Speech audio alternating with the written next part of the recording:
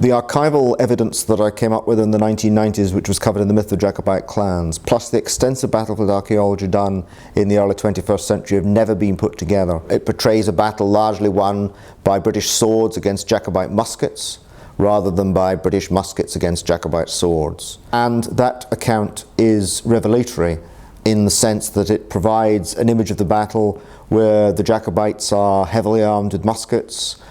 where the British cavalry are the crucial arm in the battle and not British musketry, and also where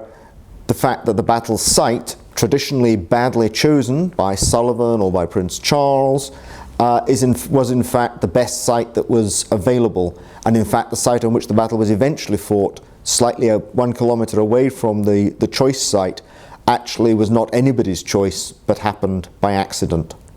Visual images that supported that interpretation, beginning with Moray's very famous incident of the rebellion of 1745, directly depended on the cartoon and caricature images of Jacobite Scots in the first half of the 18th century, and fed in turn directly into British imperial understanding and representation of native peoples, and also into the historiography of the Jacobite movement in the first half of the 18th century. One of the interesting things about the memory of Culloden in the long term is that since the 1960s, increasingly, people have been keen to officially portray it as a civil war, and to say that it's not a Scotland conflict, that's a myth, that's nonsense, it's a civil war. The fact that it's portrayed as a civil war is directly coterminous with the rise of modern Scottish nationalism is very interesting. It's as if you can portray Culloden as a nationalist conflict when you know the nation has been defeated and absorbed, but you can't portray it as that, mustn't portray it as that, when suddenly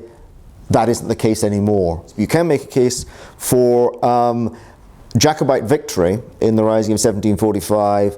leading to a rapprochement with France, which means that the 7 Years' War doesn't take place, which means the French remain stationed in Canada, which means that if the French remain stationed in Canada, the 13 colonies don't revolt because they're too much under threat from French military power. The 1776 Declaration of Independence depended a lot on the removal of the French military threat. And that France doesn't have a revolution in 1789 because it doesn't run out of money trying to compete